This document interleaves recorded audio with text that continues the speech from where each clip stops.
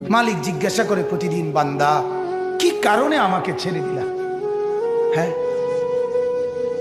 রাত 12টা বাজে তুমি ঘুমায় গেলা, মা ঘুমায় গেল, বাপ ঘুমায় গেল, বিবিও ঘুমায় গেছে, পাড়া পড়শি ঘুমায় গেছে। আল্লাহ বলেন আমি তো ঘুমাই নাই। বান্দা আমিও তো ঘুমাই নাই, সারাদিনে আমিও তো জগৎটা পরিচালনা করছি, তবুও তো আমার কোনো ক্লান্তি নাই, আমি তো ঘুমাই নাই। কেন ঘুমাই নাই জানো বান্দা?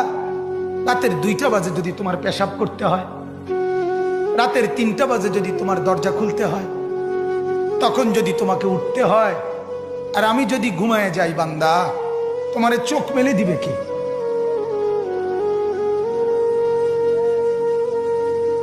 এই বাপ, চোখ মেলে দিবে কি?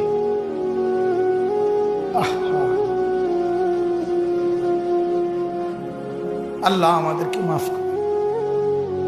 কোরআনুল কারীমের মধ্যে আল্লাহ তাআলা বলছে ওয়াহুয়াল্লাযী ইয়াতাওয়াফফাকুম বিল-লাইল।